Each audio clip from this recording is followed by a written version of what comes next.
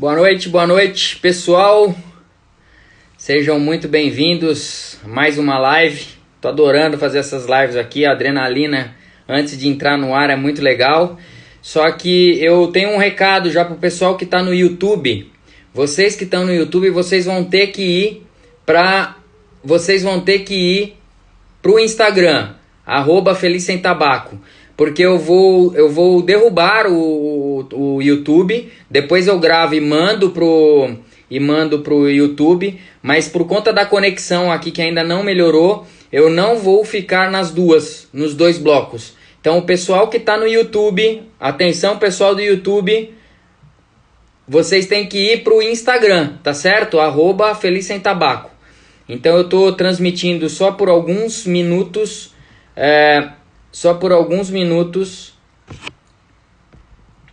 nos dois, mas pessoal do YouTube, vai pro Instagram, porque eu vou derrubar o YouTube por conta da conexão, tá certo?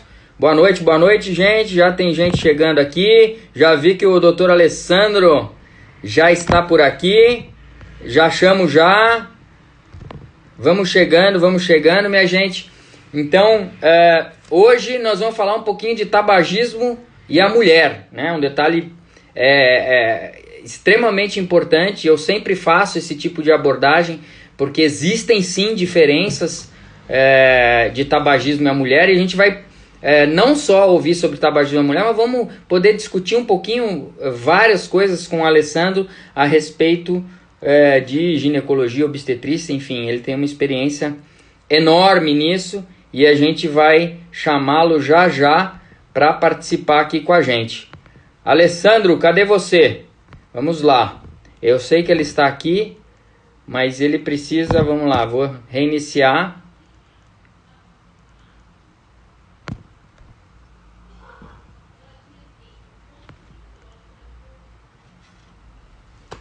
Alessandro, vamos lá. Então, pessoal do YouTube, último recado. Eu vou derrubar aqui o YouTube, vai todo mundo pro Instagram, depois eu mando a aula de novo aqui pro YouTube, mas todo mundo aí eu quero que vá pro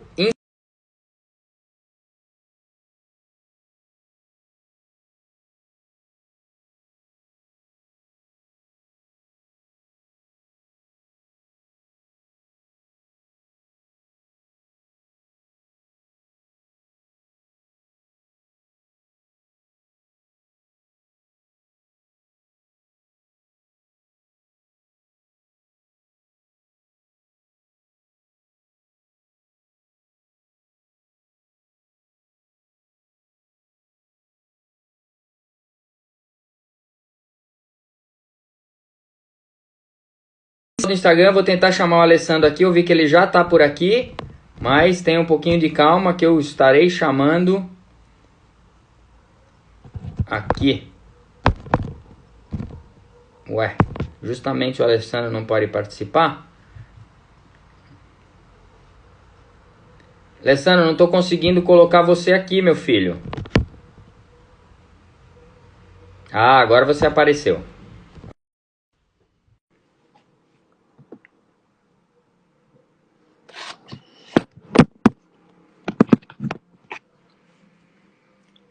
Aguardando o doutor Alessandro. Fala, doutor Alessandro. E aí, meu amigo, tudo bem? Tudo jóia. E você? O que você conta, né? Você, em épocas de Covid, queria inicialmente agradecer, separar sua vida um pouquinho aí, para a gente poder conversar sobre tabagismo e a mulher. Eu sei que está todo mundo confinado, mas todo mundo querendo ficar com as suas famílias. E, assim, tempo é o nosso bem mais precioso, né? Queria te agradecer o seu tempo aí para poder discutir um pouquinho. Você está me vendo bem? Tá bom o sinal? Tô vendo e ouvindo muito bem. Tá perfeito aqui para mim. Se o pessoal aí que estiver assistindo, por favor, tá todo mundo enxergando, ouvindo direitinho, porque a ideia da gente ficar justamente numa plataforma só é que tudo funcione bem. Eu estou desligando, inclusive, todos os meus aparelhos aqui, porque nessa época de Covid, o sistema acaba não tá travando, Sandro. Então, eu estou desligando tudo, deixando só na plataforma do Instagram para a gente focalizar aqui para chegar para todo mundo da melhor forma. Eu vou salvar e depois eu coloco em outras plataformas para a gente poder ter esse conteúdo para todo Tá mundo, bom, tá bom. ok? Agradeço a sua presença aqui mais uma vez, Eu que Alessandro. agradeço o seu convite e me preparei, inclusive penteei até o cabelo hoje para poder estar aqui. Sandra, essa ideia, a gente fazer um bate-papo bem informal, e a ideia é falar sobre tabagismo e a mulher, eu Uhum. sei que você tem uma experiência vasta, eu já vou passar a palavra para que você se apresente. O Alessandro, além de ser professor de ginecologia e obstetrícia, já desde da faculdade do ABC, hoje ele é da Universidade de São Caetano, Municipal de São Caetano, professor de ginecologia e obstetrícia lá, mas já tem uma vasta experiência. Só que antes de ser tudo isso, ele é um grande amigo meu. E a gente fala assim, não é que tem nepotismo na história, é por conta da competência mesmo. Eu acredito muito em meritocracia e não tem clubismo aqui na história. Tanto não tem clubismo que ele sabe disso que eu confiei o nascimento dos meus 2 filhos na mão dele, né? Dele e da esposa dele, da doutora Vanessa.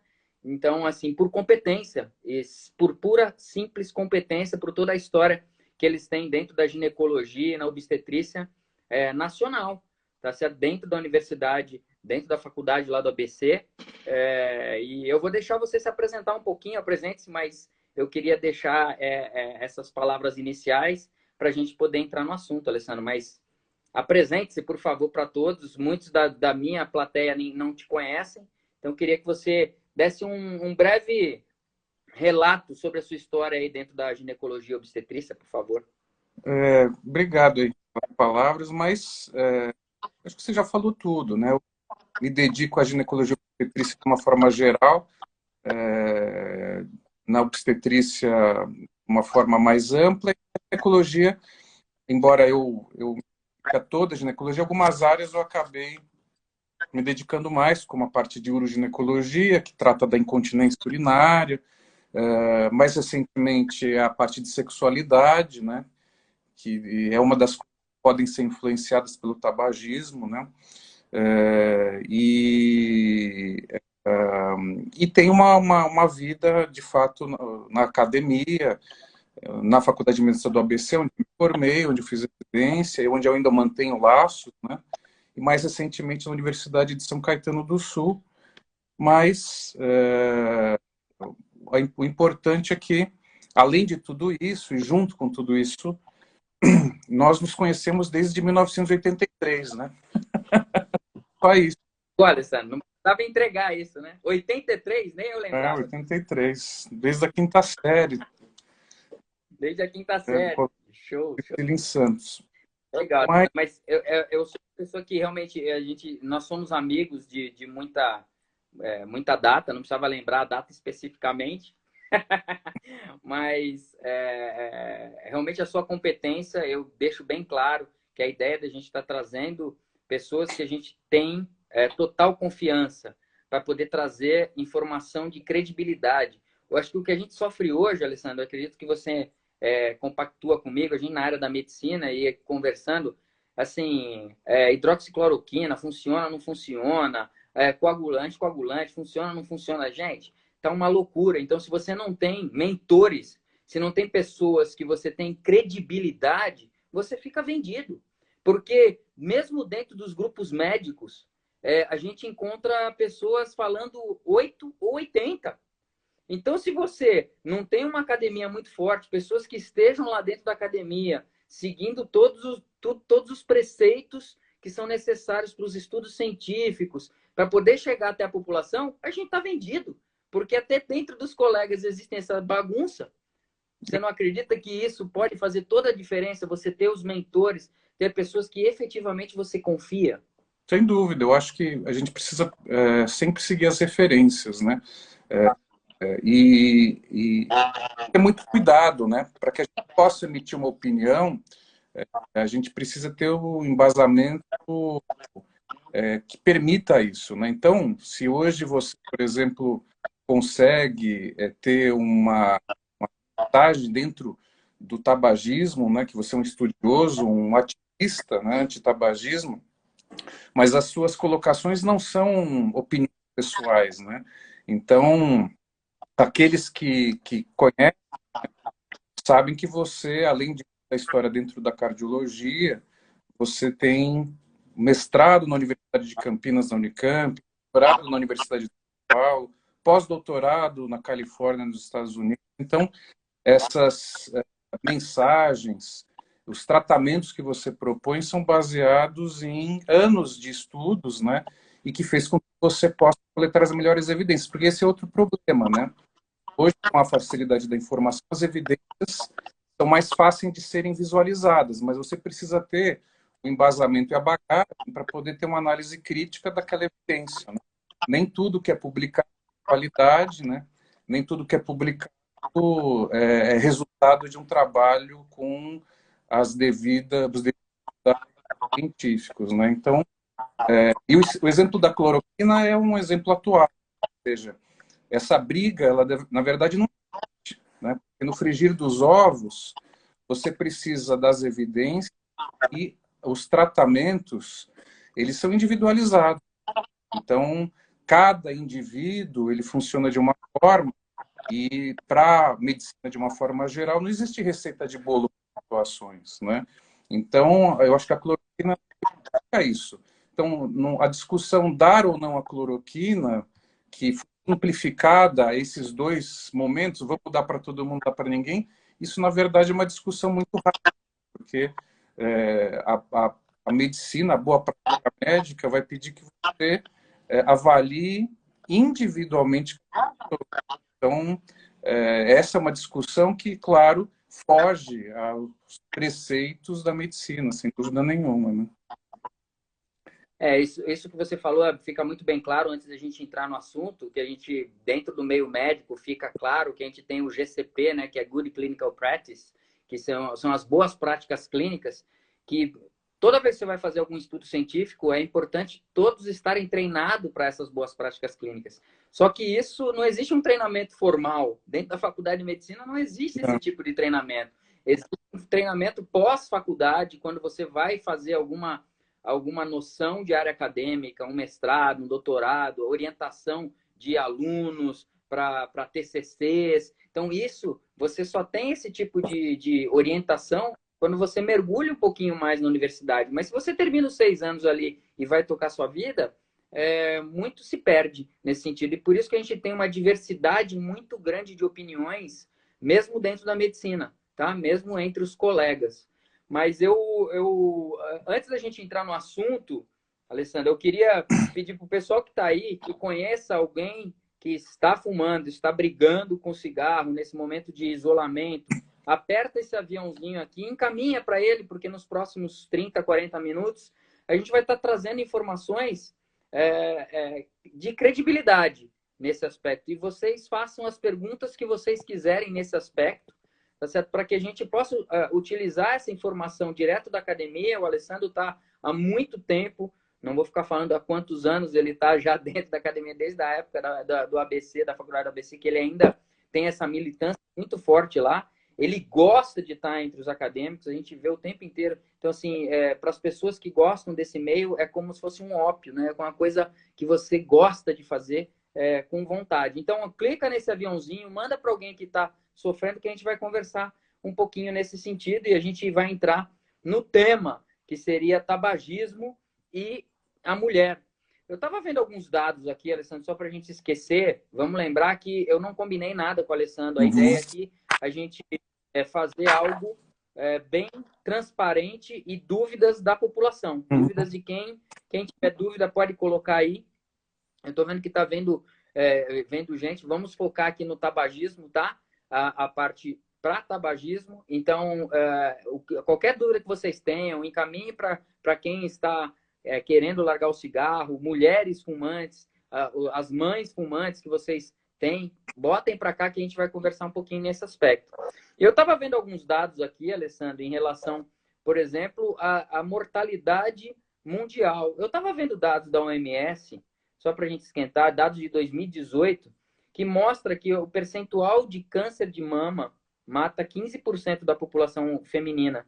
E a gente tem 13,8% de mortalidade por câncer de pulmão, traqueia, garganta.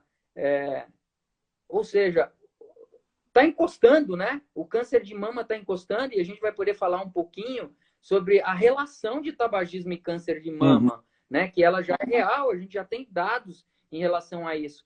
Mas por que será? Como é que está na sua prática clínica? As pacientes que você atende, elas têm essa noção? As pacientes fumantes que você atende, as mulheres, elas têm essa noção do tabagismo? Eu queria bater um pouquinho de bola da prática mesmo. Do que você faz na prática clínica em relação a tabagismo? Na verdade, a informação que a maioria das pacientes tem hoje em dia é aquela que a maioria das pessoas tem, né? Que o cigarro faz mal, né? Isso é uma mensagem que mais ou menos todo mundo tem, né? Mas que mal é esse, né? Especificamente para as mulheres, qual é o impacto que o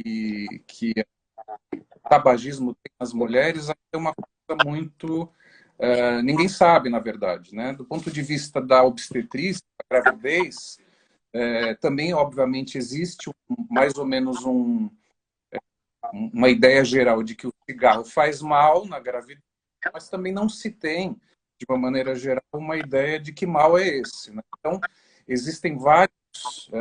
o tabagismo, além de todos os males, digamos assim, fora da ginecologia obstetrícia, né, que você, obviamente, já vem falando sobre isso e discutindo aqui, mas existem algumas relações entre tabagismo e situações peculiares da mulher que talvez, se as mulheres tivessem informação e soubessem qual é essa relação de fato entre substâncias que o cigarro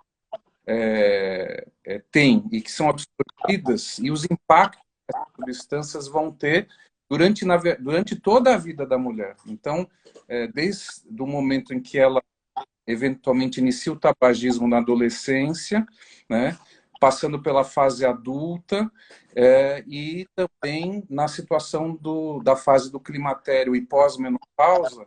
Então, durante toda essa trajetória de vida da mulher, se ela é uma mulher tabagista, ela vai sofrer consequências negativas desse consumo do vício do tabaco, né? E elas são várias, né? Elas são várias. Então, essa noção do que exatamente, quais as consequências, a maioria das mulheres não tem, né? Que é exatamente o que você falou. Essa informação, que é uma ferramenta importante, como você falou, as mulheres não têm, né? Elas não sabem exatamente aquilo que está acontecendo no organismo delas, independente delas estarem grávidas ou não. E essa carga tabágica, ela fica muito relacionada, isso que você falou, quanto antes elas entram, né, em contato com o tabagismo. Então, lembrar que tabagismo é uma doença pediátrica, eu sempre falo isso, a média de início do tabagismo é com 15 anos, então vamos colocar as mulheres dessa forma. E um outro dado que eu trago saiu agora do Vigitel. O Vigitel, agora de 2019, Alessandro, o que ele mostrou? Que houve um aumento da prevalência de tabagismo geral, tá? De 9,3 para 9,8. A gente imagina que isso esteja em torno de 15%, tá? Existem uma série de vieses, porque é um inquérito telefônico.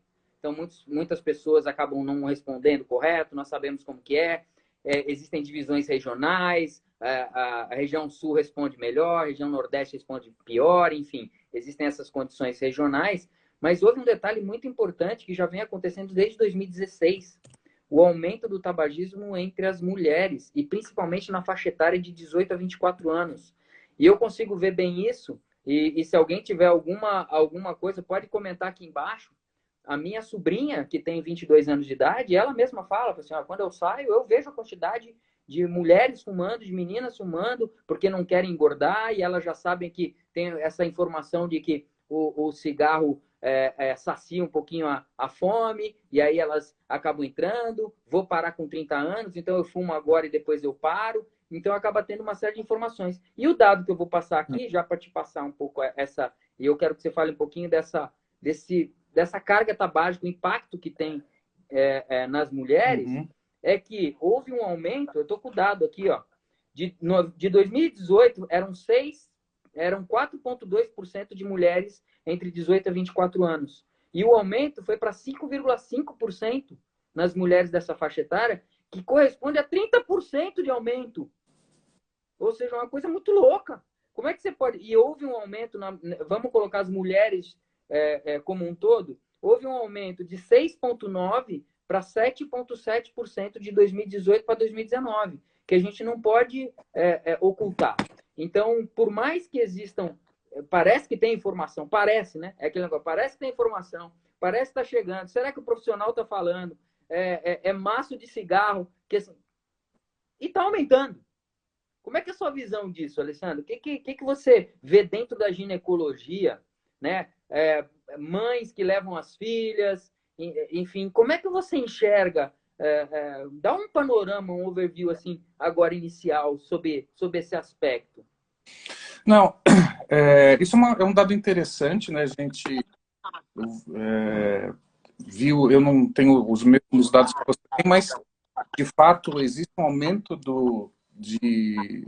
da incidência, né, da prevalência, na verdade, de tabagistas entre as mulheres e especialmente entre os adolescentes. Quando a gente fala de adolescente, é sempre um momento da vida de qualquer um, né, tanto do homem quanto da mulher, é um momento de muitas mudanças, né? Obviamente que todo mundo sabe que a transição entre a infância e a fase adulta, mas isso é muito influenciado pela carga hormonal, e aí mais evidentemente na mulher, você tem uma série de conflitos, né, gerados pelo hormônio e pela própria cobrança da sociedade. Então o adolescente é um indivíduo que começa a questionar, né, então ele é um questionador, e ele também é um indivíduo que busca o seu grupo, né, então ele está sempre buscando um papel e um lugar dentro de alguma tribo. E todas essas mudanças, e essas mudanças não só orgânicas, hormonais, mas também psicológicas, do ponto de vista do lugar do adolescente na sociedade, foram muito estudadas. E a gente pode fazer um paralelo da gravidez na adolescência, né? Então, para a gente entender a complexidade que é esse momento, existem vários trabalhos publicados e já uma série de grupos vem se dedicando à gravidez na adolescência, tanto é que tanto na pediatria, com a ebiatria, e dentro da ginecologia e obstetrícia, grupos de médicos se dedicam exclusivamente à assistência de adolescentes. E para a gente ter uma ideia da complexidade disso, existe uma pergunta que se faz muito, que é: por que a gente ainda tem uma incidência elevada de gravidez indesejada na adolescência? E essa resposta, apesar de tudo que a gente vem fazendo, não se sabe, né? Então, não tem uma resposta concreta para que se possa explicar, apesar do acesso, principalmente se falar, por exemplo, na região metropolitana de São Paulo, o acesso aos métodos anticoncepcionais, eles são quase que pleno, né? Quer dizer, existe um acesso ao método, mas mesmo assim... São iguais, Sandro? Mesmo na região metropolitana e mesmo em periferia? Quando a gente sai das regiões consideradas mais desenvolvidas, mais norte e nordeste, a gravidez na adolescência ela tem aí uma incidência maior porque não há o acesso, né? Dependendo da região, há uma dificuldade em você ter o acesso ao método e a você fazer o acompanhamento. Alguns programas têm sido desenvolvidos ultimamente, como, por exemplo, uma coisa que talvez você já saiba, do ponto de vista de saúde pública, vários locais, mesmo aqui em São Paulo, têm adotado um programa de colocação de DIU na hora do parto. Então, exatamente para que você possa garantir a uma população mais vulnerável, que teria uma dificuldade de acesso a método anticoncepcional, principalmente adolescente, de você, no momento do parto, mesmo sendo normal ou cesárea, de você já fazer a inserção do DIU.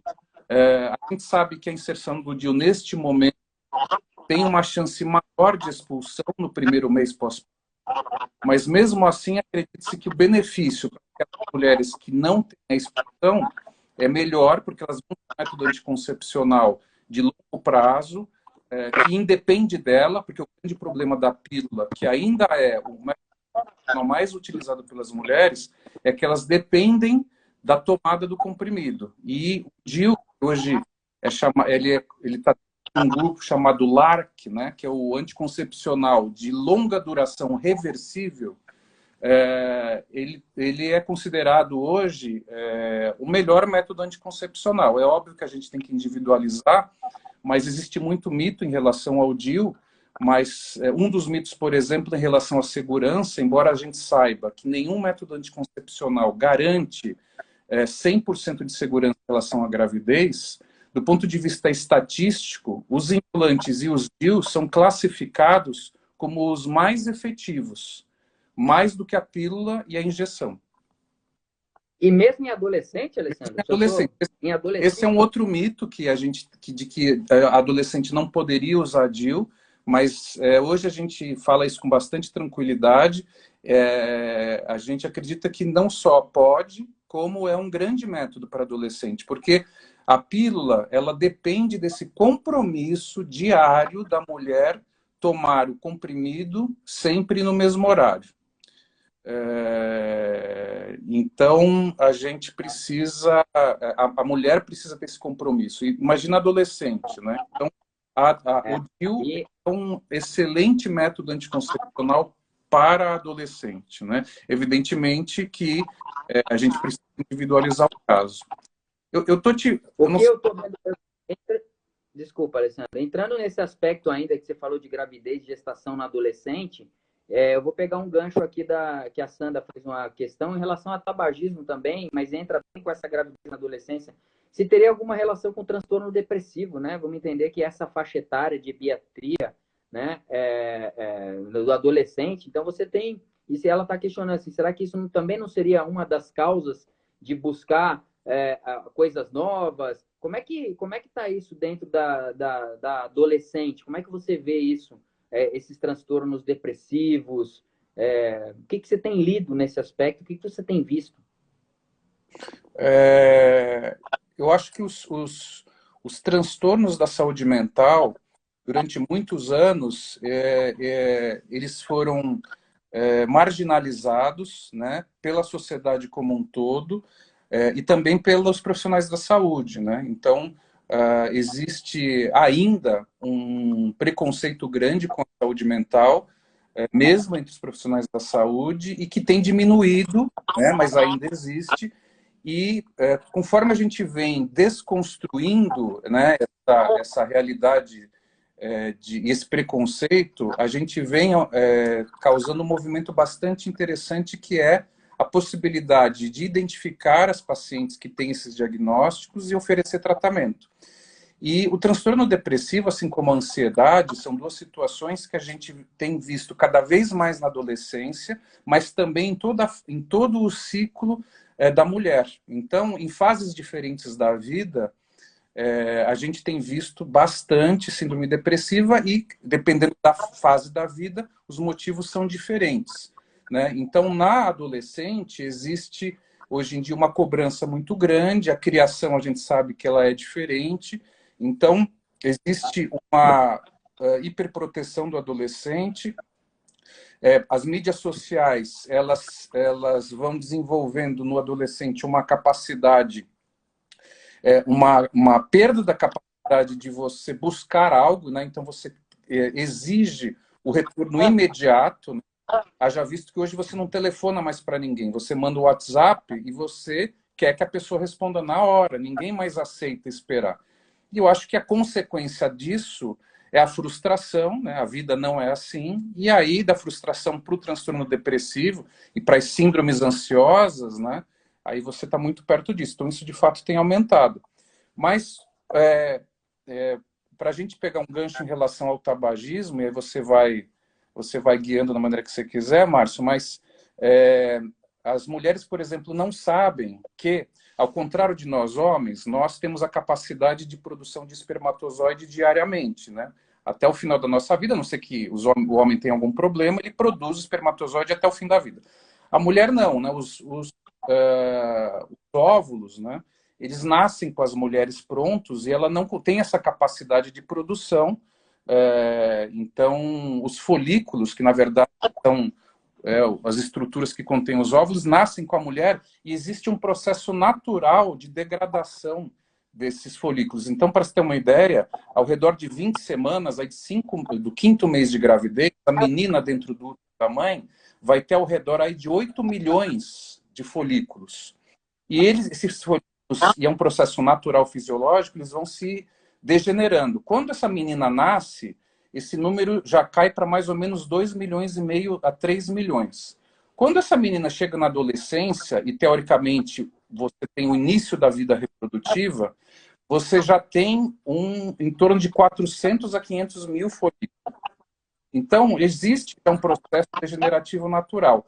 E esses óvulos, os folículos, é que são os grandes responsáveis pela produção hormonal da mulher, que fazem com que ela menstrue, com que ela tenha a produção dos hormônios sexuais, né? A mulher também produz testosterona, né? Obviamente que o homem produz numa quantidade muito maior, mas a mulher também produz. A testosterona é importante também no organismo da mulher.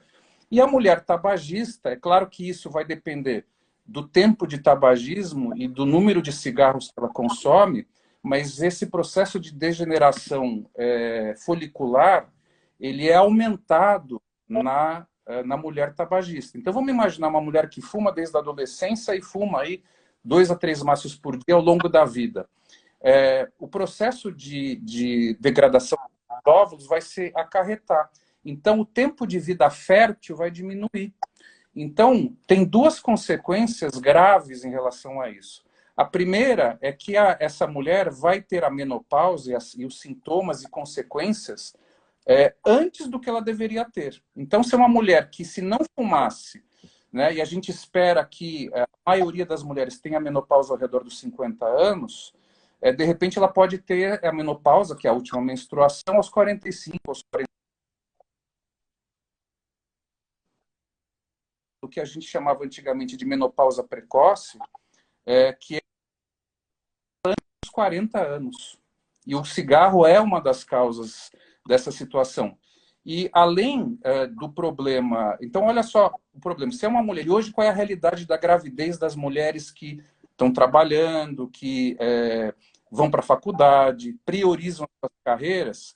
Hoje, cada vez mais, essa mulher está optando em engravidar numa faixa etária maior, né? Então, se a gente fosse lembrar do que seria o normal fisiológico, é que ela engravidasse na terceira década de vida, entre os 20 e os 30 anos.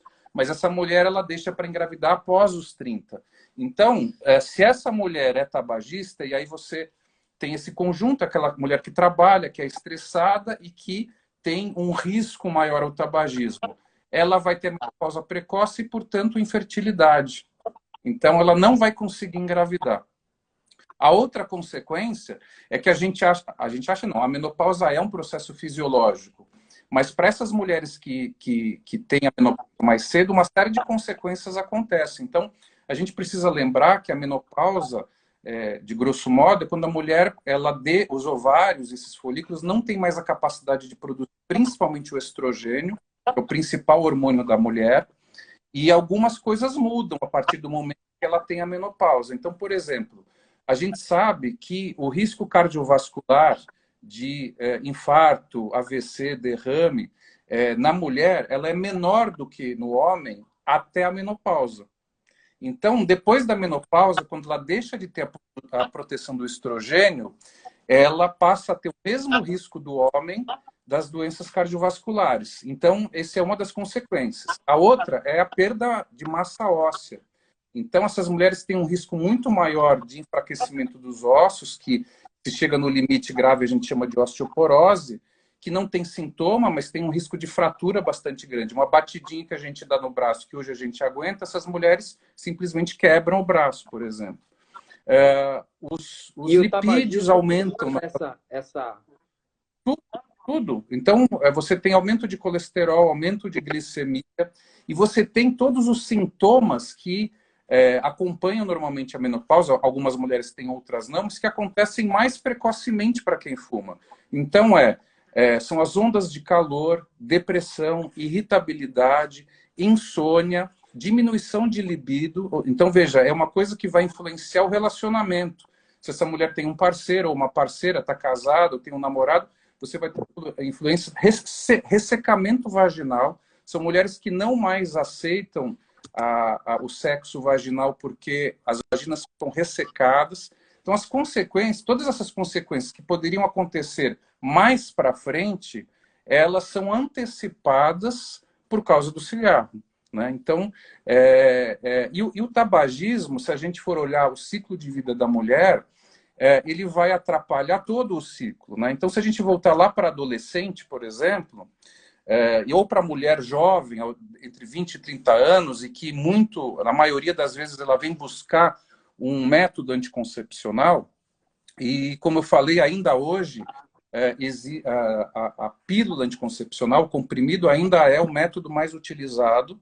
A gente vai ter dificuldade para oferecer uma pílula para essa mulher que fuma.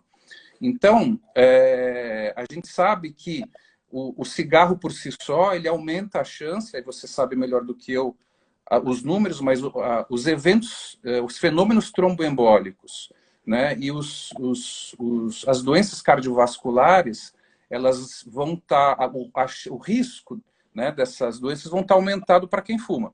Agora, a combinação do tabagismo com o estrogênio, ele vai aumentar esse risco. Né? Então, e aí a gente divide, né, escolhe, digamos assim, os métodos por critérios de elegibilidade, sendo o critério 1 mais, né, onde que você não tem contraindicação, e o 4 está proibido, não dá para usar. Então, só para ter uma ideia, numa mulher tabagista com menos de 35 anos, é categoria 2 já. Então, você não tem a opção de critério 1 de elegibilidade, ou seja, aquele método, se você oferecer uma pílula, você não está oferecendo com 100% de segurança para qualquer nível de tabagismo. Se você tem uma mulher com mais de 35 anos e que tem menos de 15 anos de tabagismo, então ela começou a fumar depois dos 20 anos, tem 36, por exemplo, começou com 25, tem 35, 10 anos de tabagismo. Essa mulher já é categoria 3, né, do critério de elegibilidade. E se ela tem mais de 35 anos e tem mais de 15 anos de tabagismo, ela já é critério 4. É proibido a gente prescrever qualquer método anticoncepcional que tenha estrogênio para ela. Então, vai ter uma dificuldade. Qual a opção, Alessandro? Não entendi. Qual é a opção, então, quando chega nesse grave? Então, lógico, você vai ter que usar os métodos não hormonais, então você vai oferecer camisinha, que a gente sabe que tem risco, a gente pode oferecer o DIU, né? E a gente tem a opção de oferecer uma coisa hormonal com progesterona, só sem estrogênio. Mas a gente reduz muito as nossas opções de método anticoncepcional. E aí você tem um outro lado disso, que infelizmente a gente sabe disso, a gente vivencia a automedicação, né, em larga escala.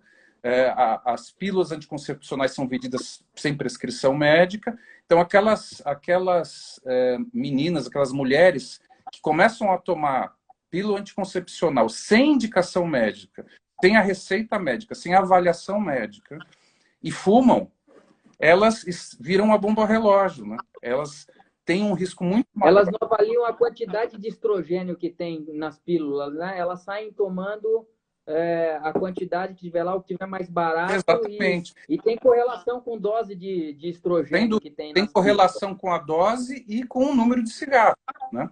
Então, e normalmente as pílulas mais baratas são aquelas que têm um nível hormonal maior, normalmente, né? Então, a gente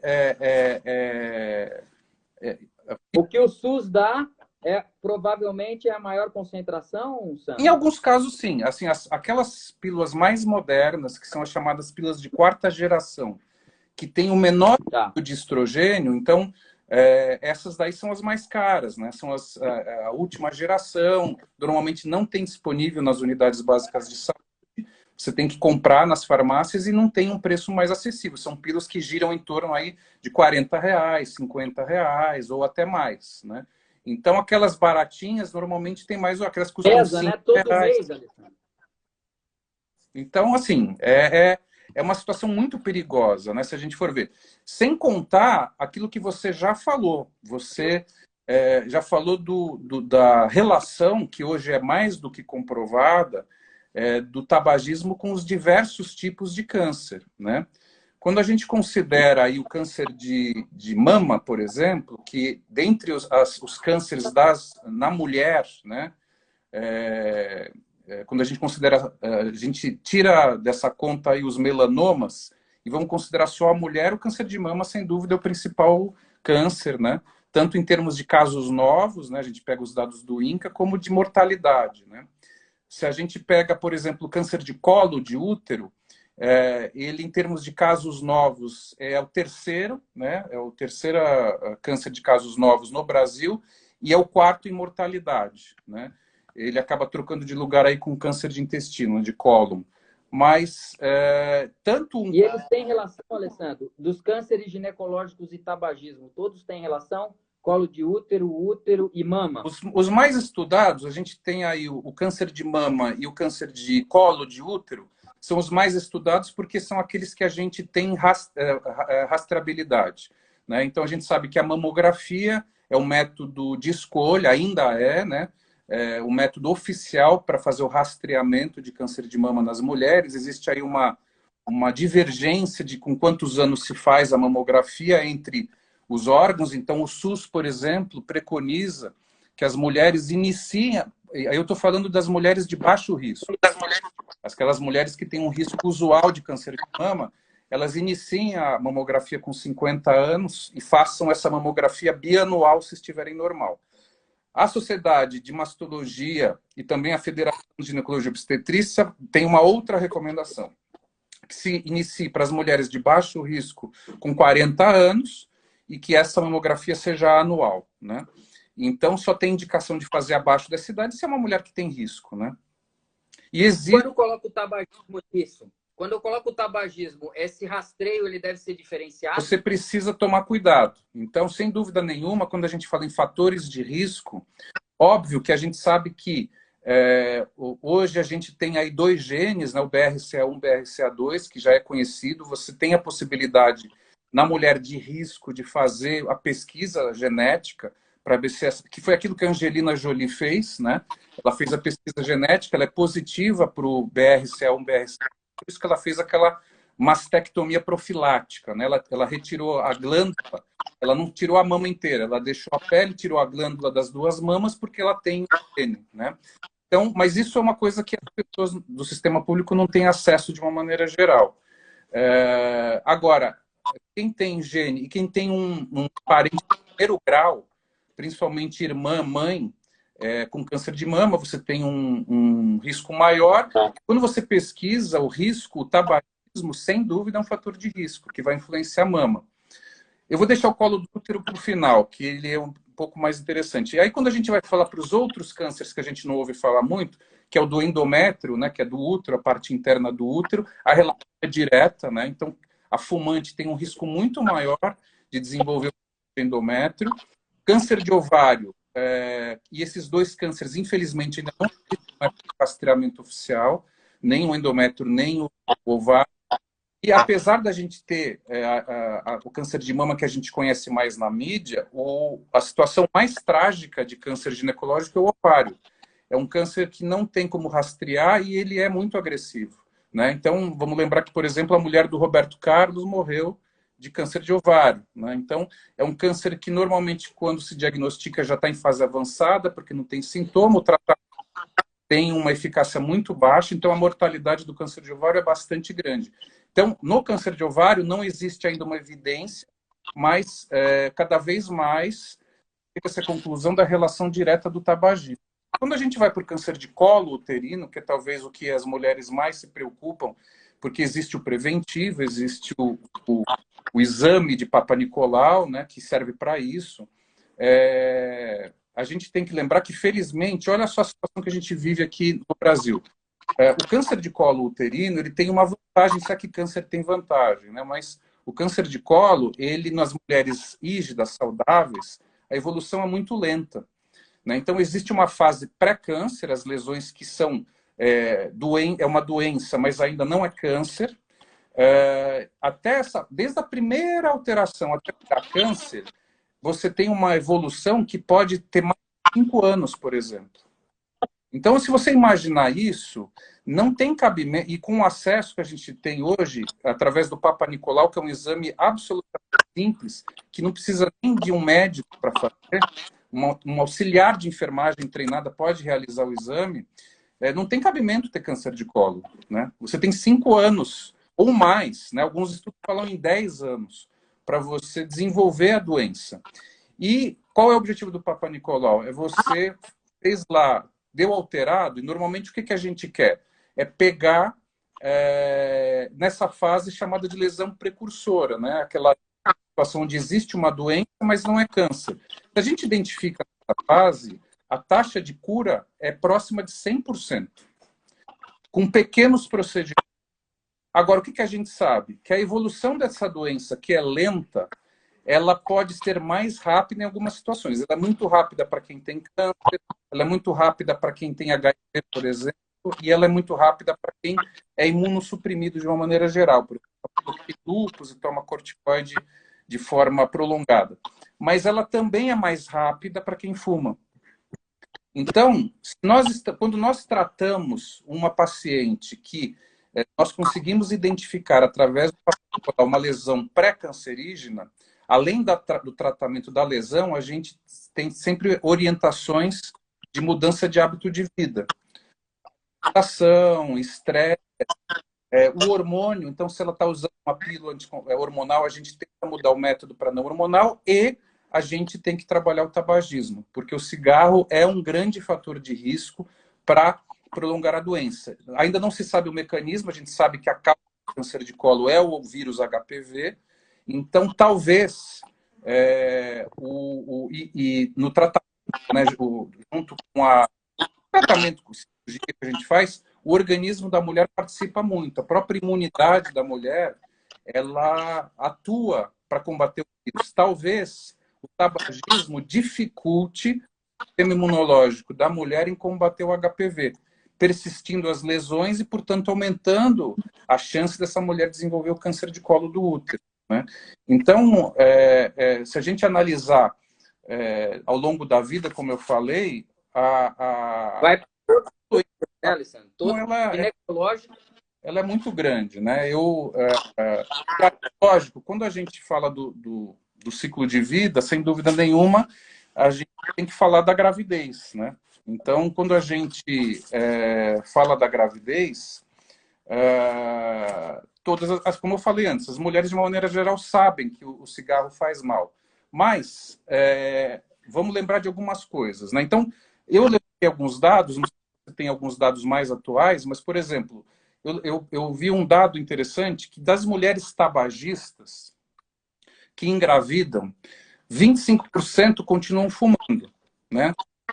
Então, é um número grande, né? Se você pensar de cada 100 mulheres, né, fumantes que engravidam, 25 ainda vão continuar fumando na gravidez. Eu não sei se você tem algum outro dado mais recente, mas então vamos pensar nessa mulher que está fumando e está grávida. No primeiro trimestre, os primeiros 3 meses de gestação, nós sabemos que é o período de formação do feto. Então, esse é um período crucial, né, na gestação, porque é isso que vai definir se essa mulher vai ter um filho que vai ter uma formação normal ou não. Uma série de situações podem influenciar, inclusive o tabagismo. Eu não conheço tão bem quanto você todas as substâncias que o cigarro tem, mas eu vou pegar 2 só, né? A nicotina e o monóxido de carbono. Então, essas 2 substâncias, por exemplo, já se sabe com segurança que elas são teratogênicas. E o que é uma teratogênica? É uma substância que tem a capacidade de influenciar no desenvolvimento do feto neste período e causar malformações. Então, uma gestante que fuma neste período vai ter uma chance muito maior de ter um feto mal formado no futuro. Né? Ou, às vezes, a malformação é tão grande que, ao 3º mês de gestação, está tão mal formado que a natureza age e ela aborta, por exemplo. Tem um abortamento. Então,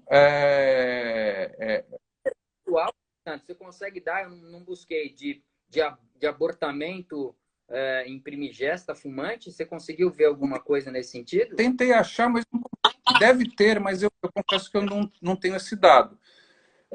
Mas, além do abortamento, as consequências são inúmeras, né? Mesmo que você tenha conseguido passar, vamos dizer assim, ileso por essa fase, né, fumando, até o final da gravidez, porque as substâncias do cigarro elas vão influenciar na formação da placenta, elas vão agir nas artérias e arteríolas que vão formar o trofoblasto, que é o comecinho da placenta. E a formação da placenta ela é importante por uma série de motivos, mas um dos motivos é porque se existe alguma alteração, né, nesse sistema das artérias, você pode, por exemplo, ter o desenvolvimento das síndromes hipertensivas da gravidez. E se a gente for ver, por exemplo, os dados do Ministério da Saúde aqui no Brasil, a principal causa de morte materna na gravidez é a doença hipertensiva da gravidez. E a causa da doença hipertensiva da gravidez é justamente uma alteração na hora que essas artérias da placenta estão se formando e o cigarro influencia aí. Então, olha o que a gente está falando de morte materna, né? Quer dizer, uma situação gravíssima. Mas, além disso, o cigarro, ele, por conta dessas alterações, ele pode fazer com que menos oxigênio chegue ao bebê. Então, é um feto que pode receber... E essa diminuição do oxigênio pode fazer com que, além de abortar, ela tenha um parto prematuro, por exemplo. Né? Então, a gente sabe que qualquer nenê que nasça com menos de 9 meses, ele tem um risco muito grande de insuficiência respiratória, ter dificuldade de respirar, pode precisar de uma UTI neonatal e ficar meses internados numa UTI neonatal com consequências depois da vida. Você pode ter um retardo de crescimento, né? Essa placenta não, ela por conta do cigarro não ser suficiente para manter o nenê durante os 9 meses e um crescimento normal. Então você pode ter um nenê com um peso abaixo do normal e você pode ter, e já tem estudos, por exemplo, de filhos de mãe que fumam, tem, por exemplo, durante a fase escolar, um déficit de atenção, tem déficit de desenvolvimento motor, tem uma capacidade intelectual menor do que os filhos de mães que não fumaram. Então, as consequências não só somente durante a gravidez, elas vão durante a vida do filho. E é o que eu falo sempre para minhas pacientes grávidas, né? Elas chegam, né, geralmente no início da gravidez para o acompanhamento pré-natal. E aí muitas das perguntas são relacionadas à gravidez e elas perguntam muitas coisas assim, mas quando eu for mãe, vai ser assim? E o que eu falo sempre é, olha, você não vai ser mãe, né? Você já é. Né? A maternidade começa com o feto, com o bebê ainda dentro do útero. Então, você já precisa ter atitudes e você precisa se preocupar com o seu filho antes dele nascer, né? Porque você já é mãe, né? A única diferença é que ele está dentro de você ainda, mas precisa já ter essa noção de que a maternidade já começou. Né? Então, as consequências, elas da gravidez são, assim, muito grandes. Um outro, que as pessoas esquecem também, nasceu o bebê, né? Também a gente já sabe, uma coisa que todo mundo já sabe, da importância do aleitamento materno. Que as crianças que amamentam têm uma defesa contra doenças maiores. A gente sabe que os anticorpos maternos são transferidos para o bebê durante esse período de amamentação, que é um período que o bebê ainda não tem os anticorpos, além de todos os benefícios que nós sabemos. Mas, por exemplo, da mesma maneira que o cigarro ele é contraindicado na gravidez, ele também é contraindicado para o aleitamento. Existe a passagem de substâncias do cigarro, principalmente a nicotina, através do leite materno. Então, apesar de todos os benefícios que o aleitamento materno tem, e que são todos, não existe malefício, nós temos que orientar as mães que não param de fumar a não amamentar, né? Que é uma situação também trágica, né? Do meu ponto de vista, acho que bastante difícil. Então, a gente tem que tomar cuidado com, com entender quais são esses malefícios, porque ele não é pontual, né?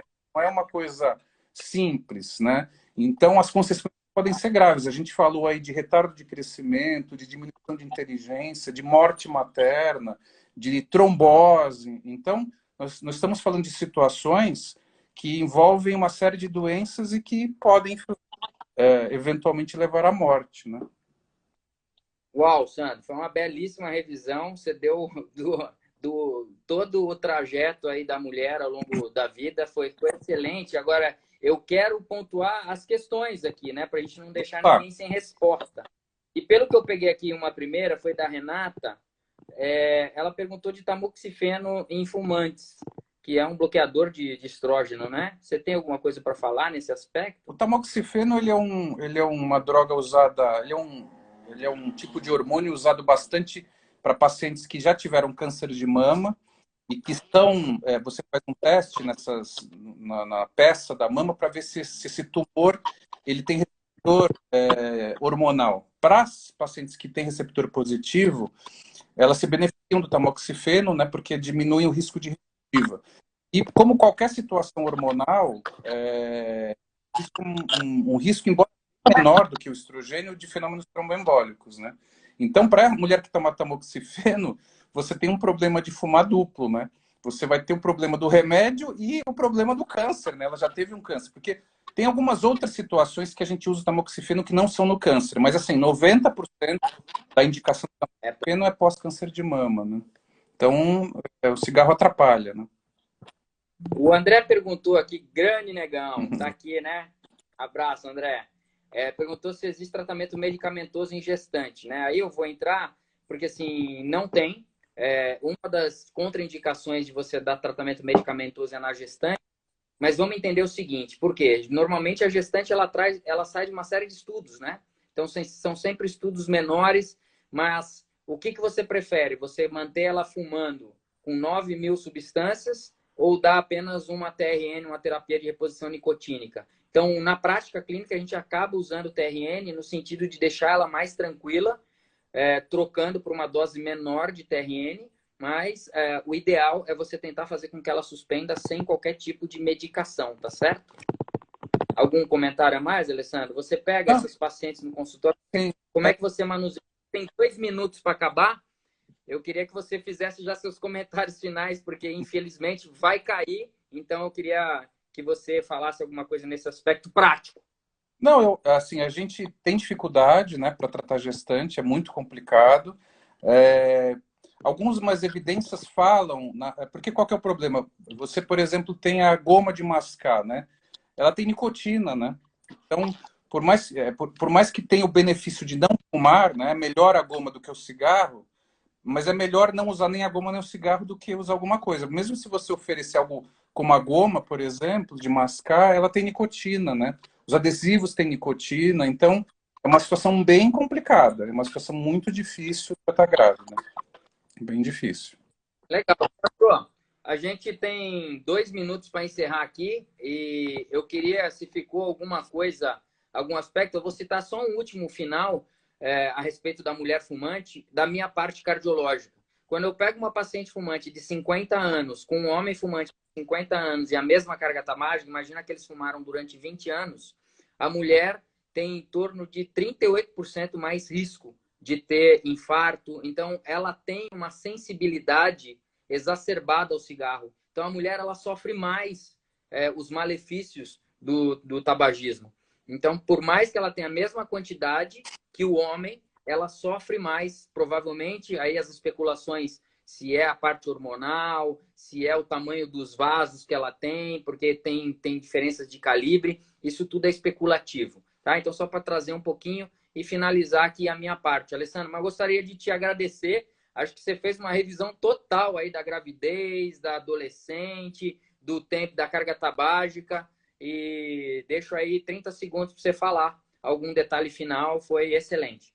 Não, eu queria só terminar te agradecendo, te parabenizando, porque acho que esse trabalho que você faz ele é fundamental para o público em geral, para os pacientes que precisam parar de fumar e também para os profissionais de saúde, para os colegas que têm dificuldade em encarar essas pacientes. Então, agradeço a oportunidade e parabéns. Parabéns pelo seu trabalho, que é fantástico esse trabalho que você está fazendo.